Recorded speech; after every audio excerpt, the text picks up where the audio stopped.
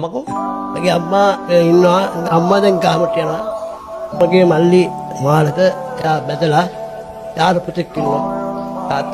තාත්තා පොල් කඩනවා. එන්නේ දැන් තාත්තා ඉතින් පිඟන් වෙලා ඉන්නේ. හැබැයි ඔයා සතුටින් ඉන්නේ.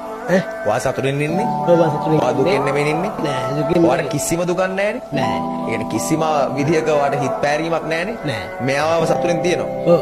එයාදී මාව සතුටින් තියෙනවා. බයින් නැද්ද? මෙයා හොඳයි. ගහන්නේ? අවුලන්නේ මෙයා හොඳයි. බයින් නැහැ?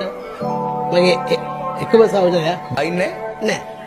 බයින කියන්නේ සාමාන්‍යයෙන් ඉවර දිගනවල බයිනවා. එච්චරයි. වැරදි කරනකොට බයින්න එපා ඉතින් නේ. වැරදි කරනකොට බයින්න ඕනේ. ඒක තමයි හරි ගස්සක්. අපිට අපේ යාළුවන්ව වැරදි වලින් හරි පාරට ගන්න පුළුවන් නම් අපිට අපේ යාළුවන්ව වැරදි වලින් හරි පාරට අරගෙන හොඳ පාරකට දාලා එයාලත් එක්කම ගොඩ නැගෙන්න පුළුවන් නම් අන්න ඒක තමයි අපේ ජීවිතේ හයිය.